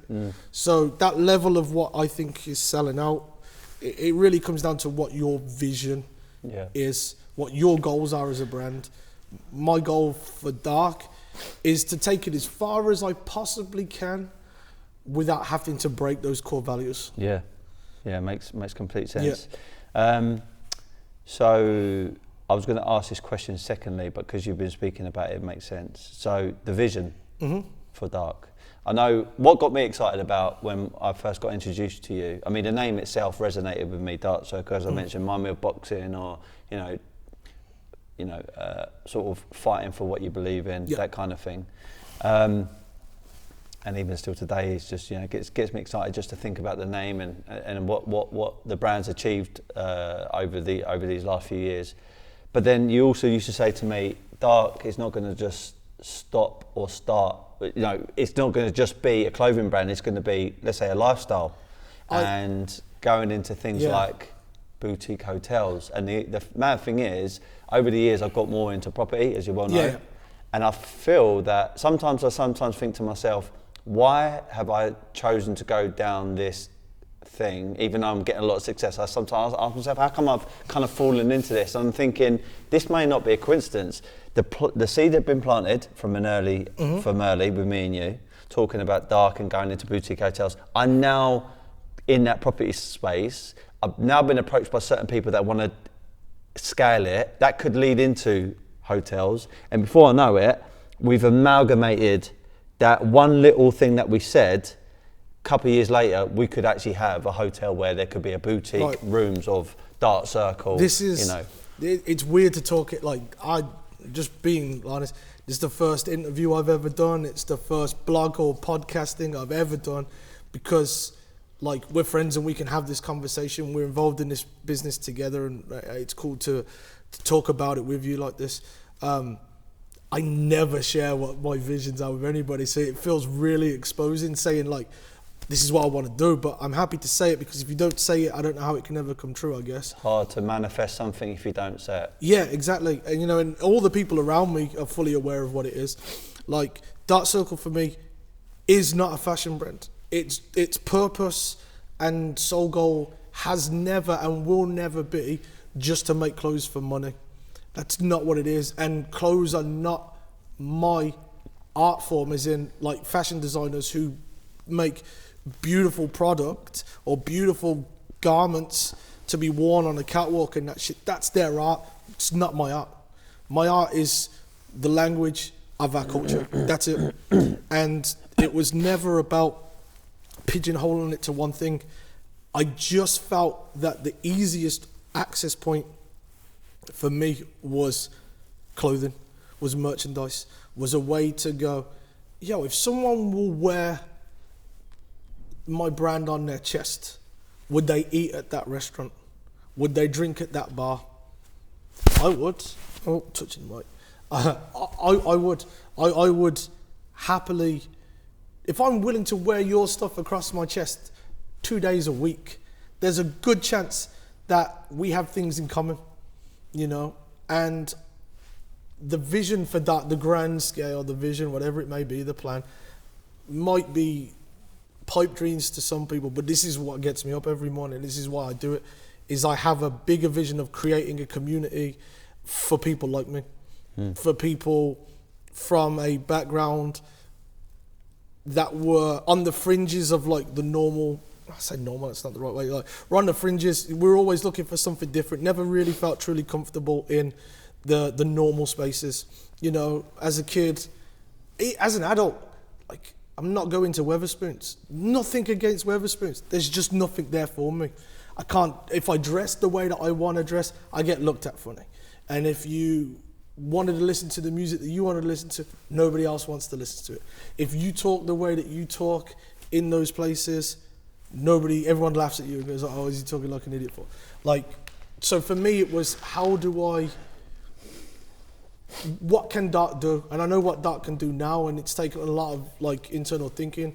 Shout out to my boy Yosushi for spending literally hours with me and poking holes in my entire life to make me ask these questions to myself of, why do you work these stupid hours? Why do you get to these, why do you do all this and put yourself through this shit, And it was to find out that really Dark is to create a start to finish environment for people like us. Where I can wake up in the morning, I can wear clothes that I could wear to work, I could wear into town, I could wear on a night out, and I know that Dark Circle has got me covered. I know that for all of those different beings, this clothing is built with function and I can go to any of those places. But if I'm going to eat, I want to eat somewhere that plays the music that I'm interested in, that talks the way I want to talk, that presents the food and offers a type of food that resonates with me. Yeah, I want that to be a Dark Circle cafe. Yeah. You know, I want to be able to go across the entire world, and when I turn up, know that there's a space that understands the way I dress, understands the way I talk, understands the music I'm into, knows the type of furniture and how I want to lay it out. And eventually that's the concept of the Dark Circle Hotel. You know, and the idea and these big dreams of what it may be, but that is always what it is. That Dark can have your back start to finish. You know, for myself, for my friends, for my family, and anybody else who's interested in the same things, the culture that we're attached to. So I know I could go anywhere in the world and know, Dark, yeah, I can go to Dark Hotel and there's a Dark restaurant and they sell Dark clothes.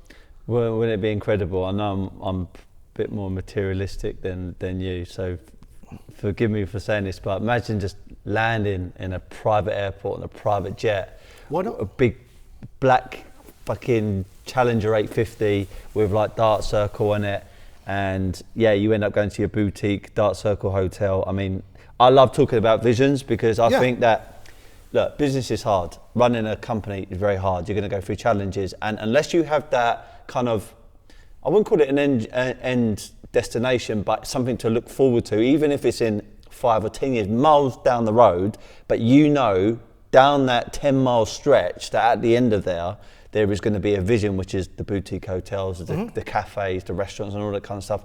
I mean, that's exciting. And I think that what you're doing now, which is creating a culture, creating an environment where you've got this core fan stroke clientele, I think it can only compound over years and it can lead you to the bigger things. I hope so. It's, you know, it's what I wake up for every day. It's working and chipping away at making that dream real, like making that vision real. It's like you said, and we've mentioned it earlier today, those people who were the founders of this movement, of this culture, of this generation, they're now the top boys, so they are flying private jets. Yeah. You think Jay-Z just jumps on the EasyJet? No, he's going on a private jet to his private airport. He's getting picked up in his cars. Well, look at Supreme. I mean, I heard a little while ago, you might know better than I do, but that company, even though you're not doing things for money, and I don't suggest that if you're getting into clothing, fashion or whatever, or starting a brand, that's the number one thing to make money. But Supreme had just been valued, I think, $1 billion. Probably. I mean, that is mental. And even where Woodbury House is, our studio in Soho, London, round the corner is one of their stores, the only one. The store, innit? And the queue coming out that door, like sometimes I see the design and it will be literally the box logo, one of the most popular t-shirts. On the secondary market, they're like 2 or 3 times what they are retail. And the rest. There are a queue out around the houses, and if you look at the design, it's the most basic design ever. So it doesn't come down to the design, really. It comes down to the culture and the message that you're putting across. And that's, I feel like you've got that same mindset. Like a big part for me is I am like maybe older than the majority of like the startup brands, like the guys who start up brands and the girls who start up brands. You know, they're looking on Instagram and they're getting their inspiration from the new leaders of the industry now, you know, like the Virgils, the Sam Rosses and this stuff, and they're really watching what those guys are doing because those dudes created their own lane and they did their own thing. I'm slightly older than like maybe these guys who are starting up now, and I was watching the old boys do it, and the way that they did it, it was very strict. It was very regimented, and it's, you know, it's probably been a detriment to Dark and reaching our goals, but I've stuck to it, and the way that they handled themselves and the way that they presented their brand and stuff left a real impact on me. And I think that culture that we're talking about, like Supreme, when they did it, patience. You know, the overnight success that they had was 20 years in the making. Of course. You know, I was a kid who would go to the store. Like I spent time in New York. I spent time in New York as an adult, living over there, visited there as a kid. Supreme was somewhere that we would go to. And it wasn't the brand that it is now or what it was even 2 years ago and stuff like that. But we're talking 15, 20 years ago. Like, it was still a special place to be. And their values were still so strong. You know, it's probably even stronger. And that's what had led to that that longevity. Now, what I love about Supreme more than other brands, and this might be forgotten with like fans maybe of different ages and stuff like that, but regardless of what they've sold for, everyone seems to forget that they haven't broke away from their most core value. They're a skate brand. Yeah. Even when you go to Fairfax in LA, I went there with you a few times. You go in there and the first thing you notice is a massive skate fucking bowl. ramp. They've got the bowl in there and that stuff. The half, whatever it is. the not saying that they limited themselves, but that's their core value. What are we more before anything else? What are we? Skate brand. Yeah. That never changed. You know, when you look at other brands, they've never put themselves in a hole like that, and they're able to diversify a little bit more and do different things. But what James did with Supreme, to me, it's a... He's English as well, isn't he? I believe so, yeah. I believe he's from London. It just shows you that English guy from London taking the brand global, but specifically as well over to America, because if you can conquer a couple of states, I mean, that is what an accomplishment, and that should give inspiration to anybody, including us, that anything is possible. All them old boys, and I don't mean that in a bad way, I mean that in just that they were there when it started. The founders of this movement and this culture are my idols. Like I love that shit. Like I read stories on like Sean Stussy, the stuff on like Jeff Staple, where they started like Chris Gibbs and the union movement and all that stuff. These dudes are genuinely like my idols. Like they did stuff that made me go, I want to do this. Even before I knew I wanted to do this, I knew I had to be a part of it. I was really fortunate to meet Fraser Cook a couple of years ago in London. And if anybody doesn't know who he is, like you need to get to know, because this is the founder or one of the big players, like who founded the UK movement. You know, him and his team and what they did for the UK in the 90s is the reason why people like Skepta and stuff today can have a global presence, why people will look back at England and say, oh yeah, but they've got heritage in this street culture. This isn't like they've just popped up in the last 3-4 years. No, they've been doing it since the late 80s, early 90s. Those guys, like Conrad as well, like they've been out here and they've been doing it for a minute. And I look up to what they've done and the building blocks that they've left behind. Now, it might be silly because the industry's moved and everyone's doing things differently now, but I'm still enjoying piecing those blocks together that they left behind. You know, whilst maybe some of the younger like designers who are coming up, they're probably more interested in the blocks that like Virgil and these guys are leaving behind, which is dope because it just means that there's two different ways to get to the same place. Yeah. So we spoke about Dark not just being limited to, let's say, clothing and stuff, and let's say one of the end goals is to be hotels and could be cafes and stuff. Mm-hmm. Where I'm leading this is Dark has already started evolving into other things, because the stuff that we done together at Woodbury House and Dark Circle, collabing with 2 artists. So number 1 in 2016 was the Hambleton stuff, which was great. That ended up, and I'm really proud of this. I always talk to people about Hypebeast, number 1. Yep. Getting onto that platform, that what do you call it, a blogging kind of like lifestyle. Yeah, blog. Man, it's the voice of the generation. And even though it's Vogue Italia, it's still Vogue. You know, we still got into that. Vogue was great. And then we also done with another cool artist who I'm going to get on the podcast, I think, next week, Scooney. Shout out to Scooney. Massive shout out to him. And that was going into amalgamating 2 different arts. Mm-hmm. Let's say for the purpose of just describing it, fashion meets sculptures or fashion meets a painter. And it was presented by our company, and we had an event which had massive buzz around it. I felt that everyone who came to the parties really enjoyed it. I think the merchandise was incredible. I mean, I love my Hambleton hoodies that you designed, even the ashtrays, which is incredible. Yeah. The Scooney, even photography that we had, we were selling some of the limited edition prints and the hoodies. Mm-hmm. I like the slogan or the phrase, God chooses no sides, which is so relevant. It's so true. That was a really fun one. Shout out to Zoot again for helping me paint that one up. I couldn't do that without his handiwork. Yeah, that was good. So going into that sector, like sort of pushing the limitations of the boundaries.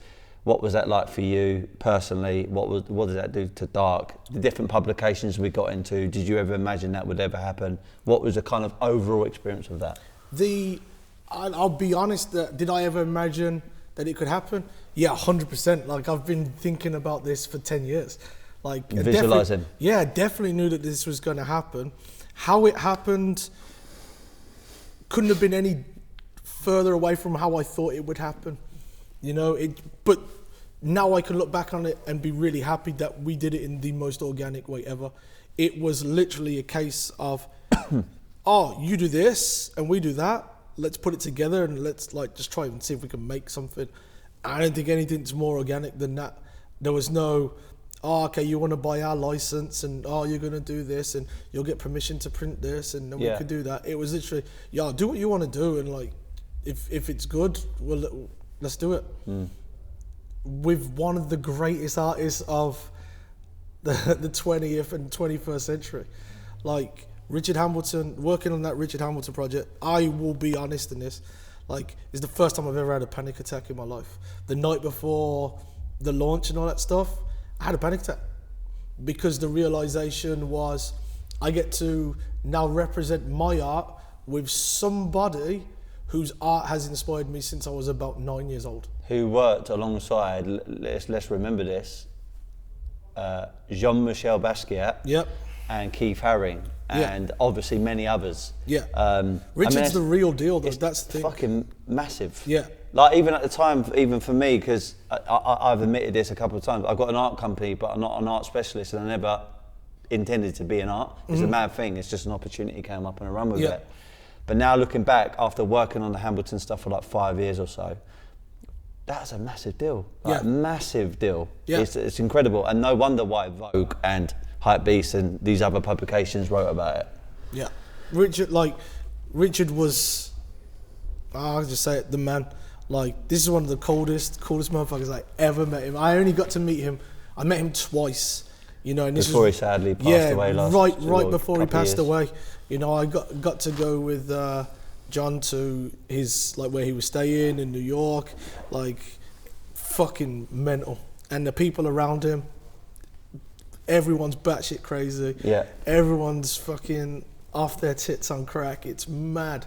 But going back to what we said about core values, his was art. Yeah. And until, like, I'm genuinely serious, to the day he died, it was always about art.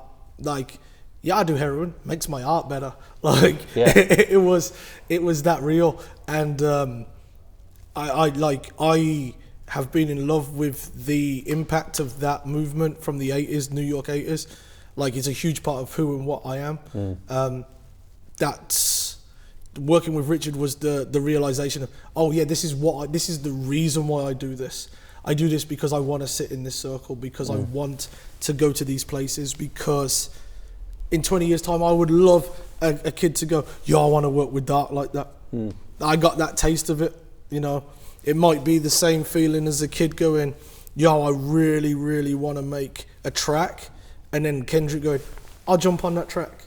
That was how it felt when Richard was like, well, when the people with Richard were like, you go, let's go do this. Yeah. You know? And then when I got to meet him, like, there wasn't much conversation because the dude was so ill, but it was literally like, I want a jacket. And that felt like, yo, he's like, yo, I want a jacket. It's like, all right, cool. Like, it never happened, unfortunately, because he passed away so soon after that. But, yeah, working with Richard was just life-changing. It opened my eyes to what I could achieve if I really wanted something. Yeah. And I was willing to work that a little bit harder to make shit happen. And then the success of that opened the doors, the publications, it helped the business. It gave us more credibility. Yeah. You know, the vision that I had in the way I wanted to present Dark being, I'm not going to force it. I'm not going to go out and buy like a shit ton of PR and have people do that, even though that's a great business model. Like, at the time, it wasn't an option. We didn't even have the money, even if we wanted to do that.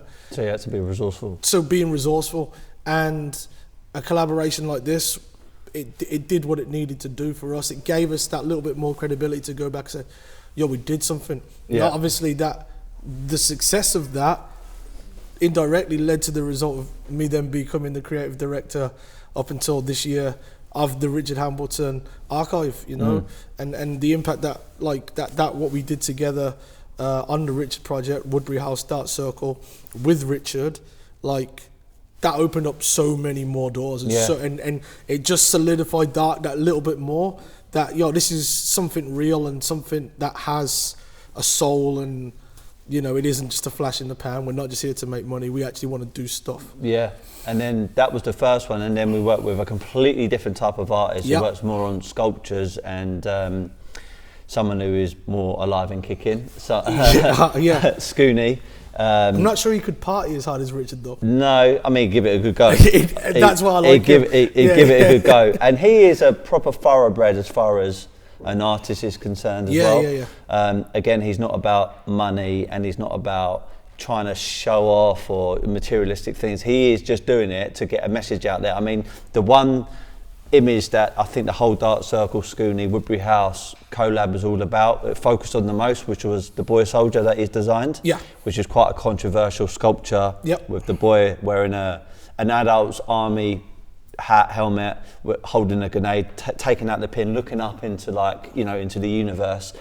And this, again, like your Dark Arc t-shirt or any slogan, that offers itself to different interpretations as well. Whether that is, well, that's wrong, or that's right, or that's what this means and that's what that means.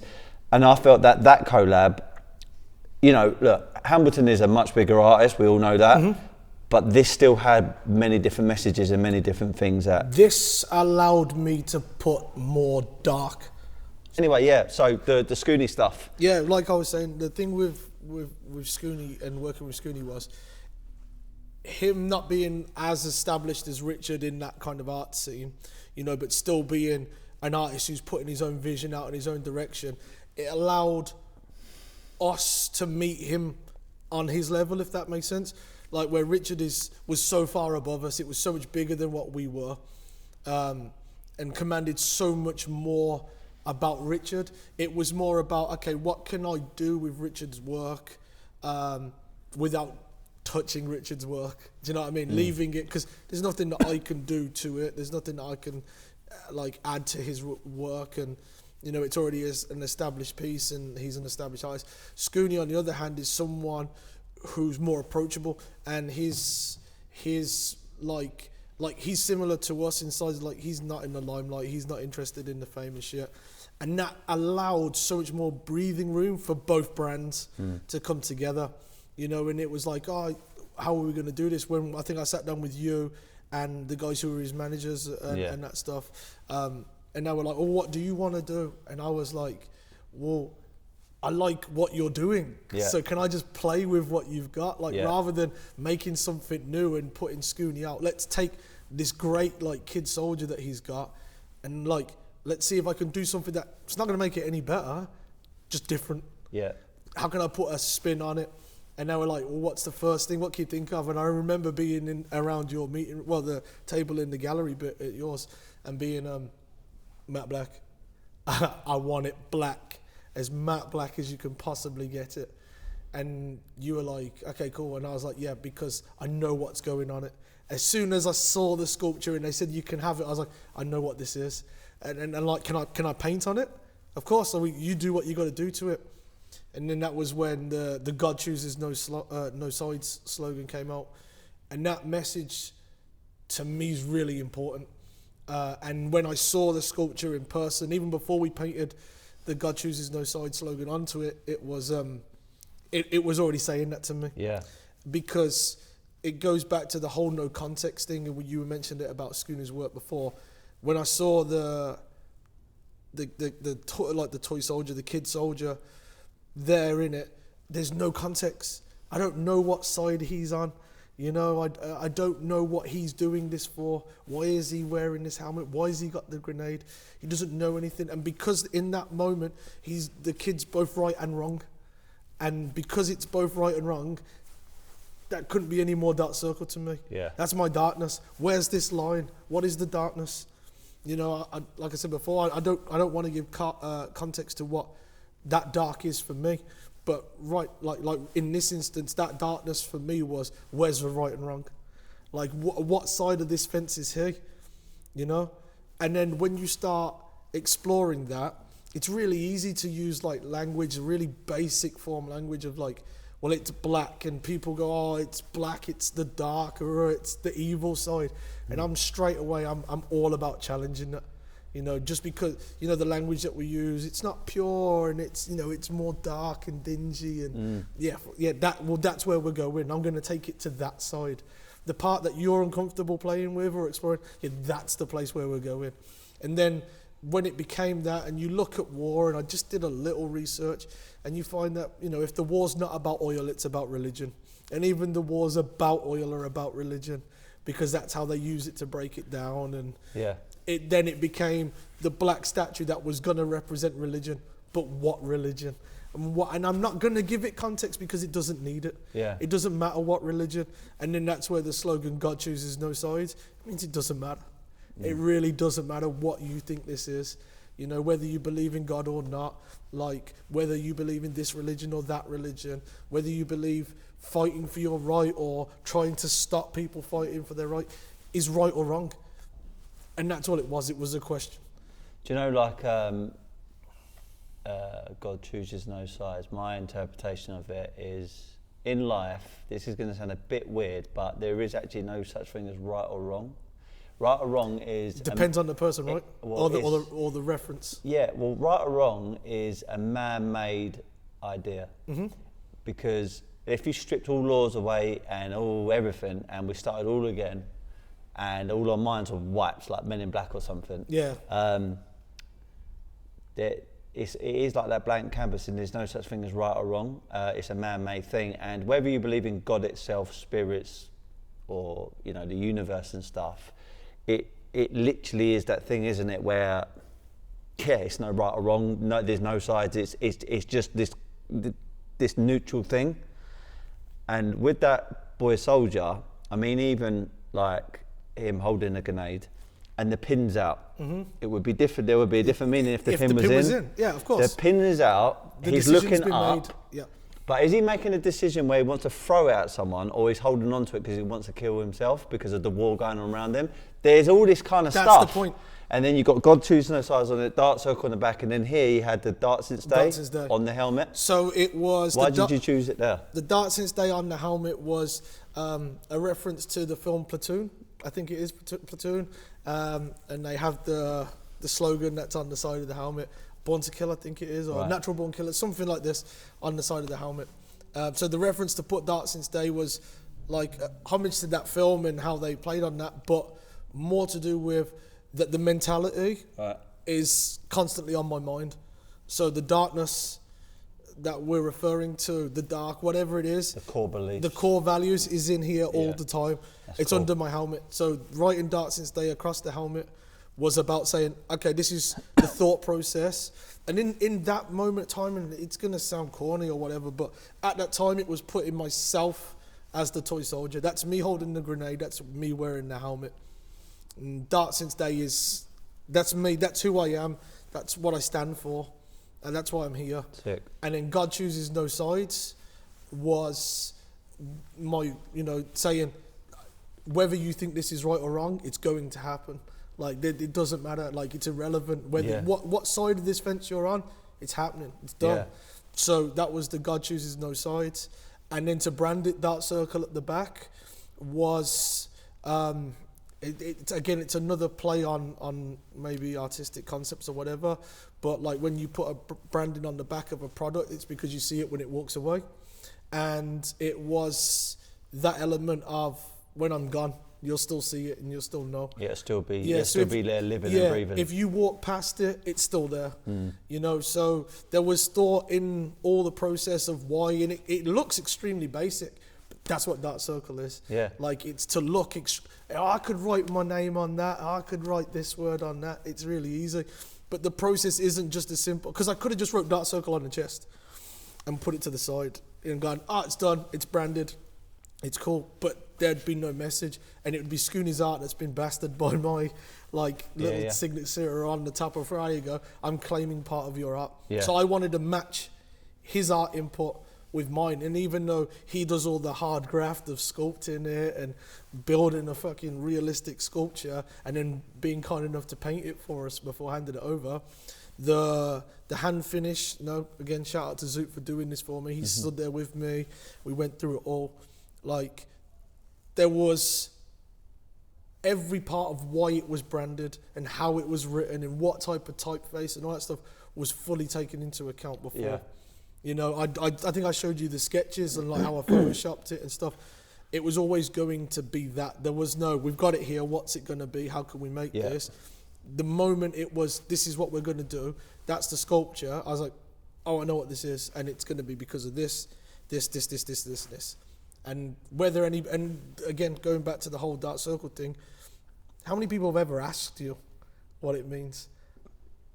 I've had a few. Yeah. But there'll be more people would look at a Richard painting and ask what it is than they would do that because they think that they know what it means because it says it on there in really basic letters. Yeah. You know, people see it straight away and they make their assumption of what that means. And then it's usually 90% of the time, it's a million miles off from what I was thinking. Yeah. But it doesn't matter. Yeah. You've made your decision on it. That's what it means to you. Yeah. And then as a piece of art, now that's your experience with it. Wicked. So yeah, so massive shout out to Scooney because what he does is different, and like it was a fun project to work on.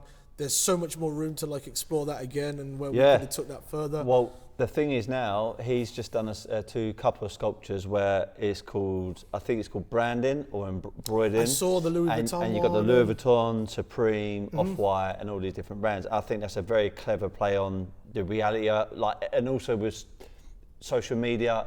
You know, social media is a good thing and also a bad thing. It's a good thing to promote yourself and get a message out there. It's a bad thing because it's driving a lot of people to keep up with the Joneses almost, where they feel they have to spend all their money on all these kind of things, and he's playing on that, which I think is cool. Just a couple more things then. So Dark Circle now, it's had a lot of success. I mean, look, I don't want to talk about money, like make money the real important thing here, but you can't escape that money. Once a company starts doing well and money starts coming in, it kind of does mean the brand is going in the right direction. So we're not going to talk about your turnover and stuff, but that's been going up. Yeah. You've been going into different publications, which is another validation that the brand is growing and it's evolving and everything else. Where do you want it to actually be in a very, very simple terms in the next 5 or 10 years from now? What is the big vision? For Dark Circle, the entity, or Dark Circle clothing, or which? Maybe all of it. Your own personal goals or goal, and also with Dark Circle, the brand. Yeah, I mean, it's again, it feels exposing just blurting it out, but you know, I'm gonna say it. We're gonna share this experience. It's like I want to take it as far. Is that done? Yeah. Oh, cool. I really want to I want to push it as far as I can, without ever having to question myself on did I make the right or wrong decisions to go in that direction. I know that sounds really like generic and basic, but you'd be surprised how many questions come up every day where it's, should I do this or should I do that? Should we do this? Should we do this? Should we go here? Should we speak to these people? Should we do that? And there's never a right or wrong answer until I get to the end of this journey. Yeah. And it's only when I get to the end of this journey I can look back and go, maybe I could have done something. Like, I'm not scared of regrets. Like, I embrace my own mistakes. And like, I think, I hear people, like friends of mine, who are like, no regrets, man, do things that, nah, fuck it, I learn from these regrets, man. It makes sure I don't make the same dumb mistakes again. Because if I'm making mistakes on the start of this journey, and I don't realise that I'm making these mistakes and I start covering over these cracks, I'm going to keep making them, you know, and you've been part of this process as well, and you've seen how many mistakes I've had to make to come round to learn these new things. So I think ultimately, most importantly, is to just stay on complete key with what I'm doing. Like, these are my values. This don't change for nothing. And if it does, then I have to be really, really comfortable with why it's doing that. Hopefully, this leads to many different things. Like, most importantly, right now, the success of the brand, where that's going to go in terms of the clothing and stuff like that, that's huge. Like I'm really looking forward to this year. We're talking to distributors, we're talking to different agencies, we're talking to reps all around the world, like literally on all corners of the globe. Like this is where people are now coming to us, and now they're communicating with us. And it might be, we might have got here years sooner had I have played the game better, but right now people are organically coming to us. They're intrigued about, how have I not heard about you? How have we not seen you? You don't have much of like a big footprint in the media and stuff like that. And it's like, that's because we don't care. Yeah. Like I just want to make product.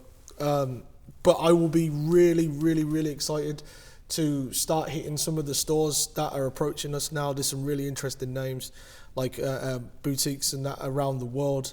You know, ones that I've looked up to since a kid and go like, oh yeah, I want to work with them. And there's been talks about maybe Harvey Nicks, Selfridges, people well, like that. We've talked to different people there, but it's always, one, is it the right time? One, is it the right move for us? Right now, this is the first time I can genuinely say, this is the right time for us to have these conversations. Yeah. But I don't want to tie myself to any name specifically. Like, I don't want to blow my own trumpet or anything, but in the last 6 months, if I told you some of the people that I've turned down to concentrate on what we're doing, you'd be like, you fucking idiot, you done what? Like, but it comes down to values again, and also ethics. It always comes back down to that same thing. Is this going to knock us off the path we're on? If it diverts, it can divert, because the whole Hamilton thing diverted us slightly.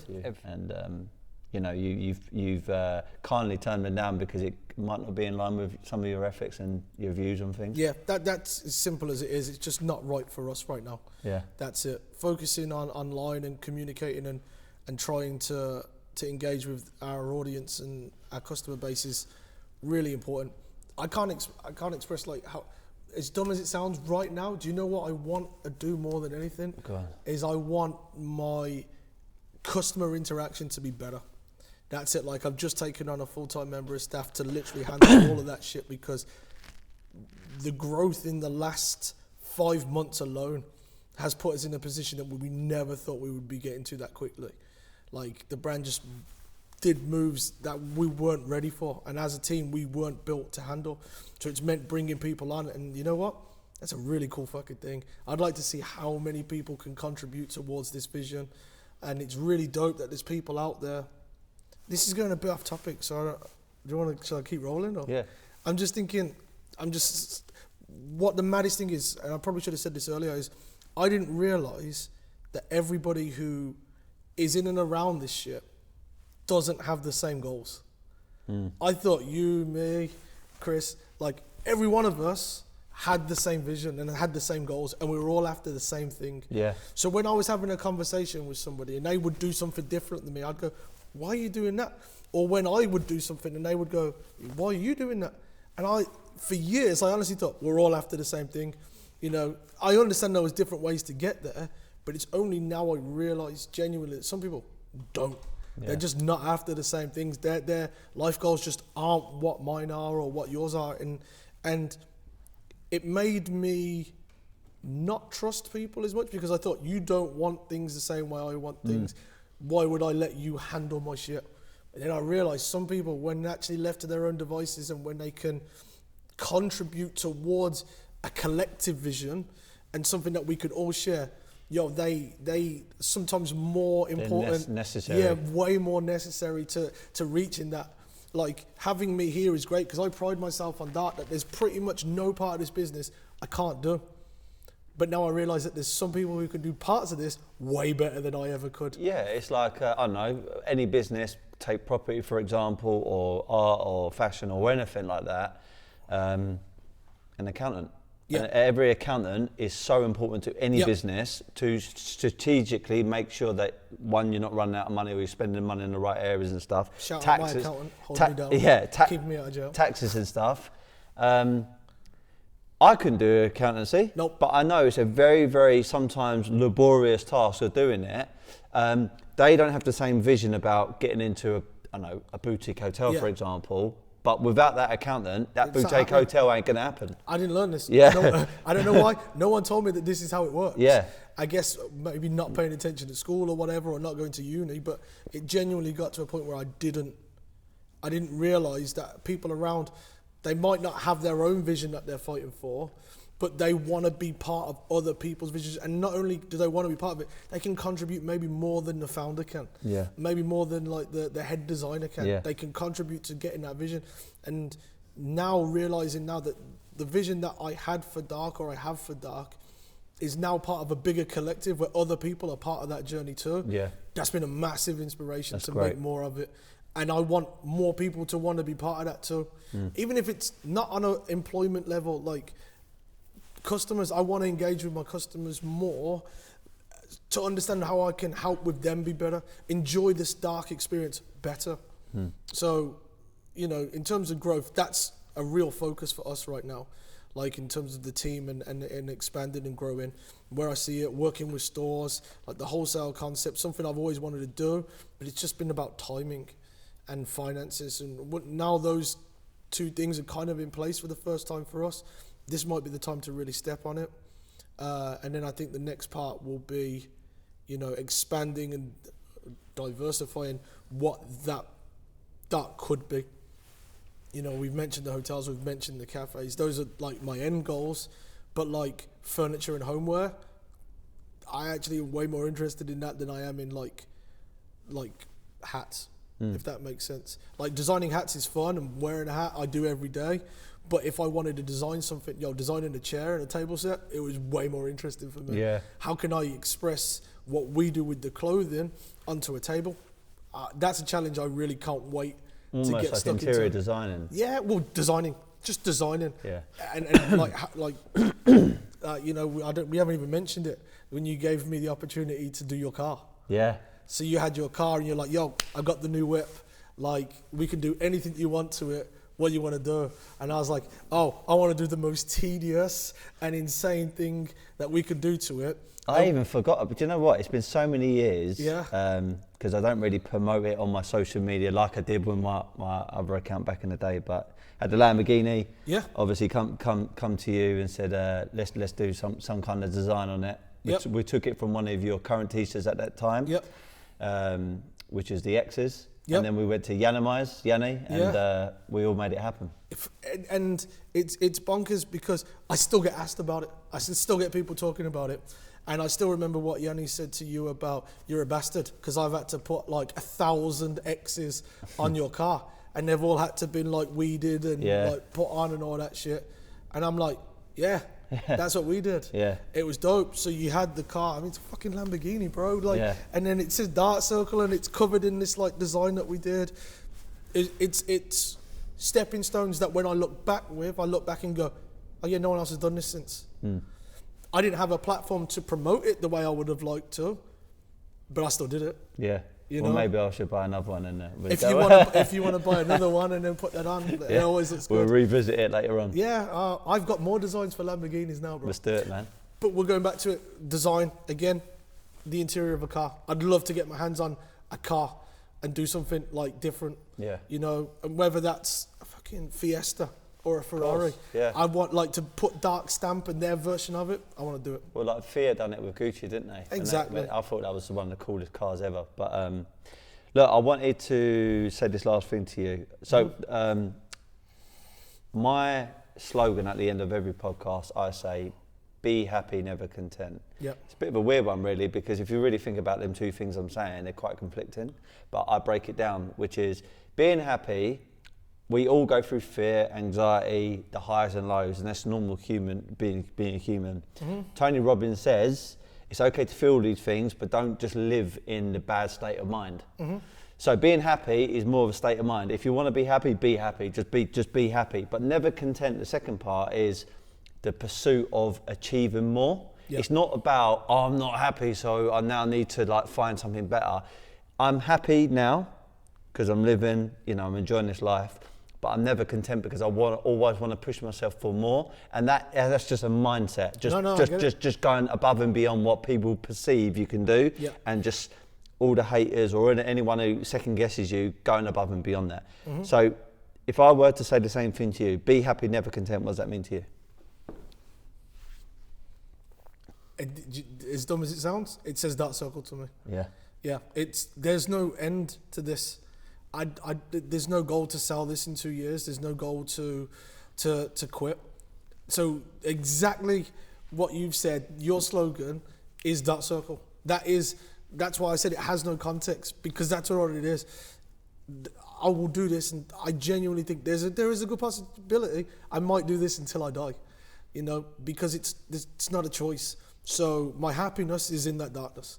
Like, I'm gonna keep pushing that. I'm gonna keep spreading darkness for as long as I can, as far as I possibly can. So that's what that means to me. Wicked. Yeah. And where can everyone find you? If they listen to this for the first time and have come across now Dark Circle, where can they find you? Oh, well, you can obviously check us on Instagram. That's the easiest way to see what we're about and how we do it. It's just at Dark Circle Clothing. And check out the web store, give us feedback, let us know what you think of the product. It'd be really interesting to see what people might come up with their own conclusions for slogans and stuff like that. It's always cool to get feedback. It always makes me feel like we're doing something. That's and that's darkcircleclothing.com. Wicked. Sweet. Wicked. And no doubt we'll probably do some collabs again at Woodbury House, and there'll be can't more wait for the events. next And one. before we know it, we'll be probably introducing some very, very cool artists to the scene, and we can do some collabs. Yeah, the energy's there. 2019. Yeah, I feel excited. Cool. All right. Well, thank you. Thank you, Nice one. sir. Nice one. Cool, man. Peace. Done.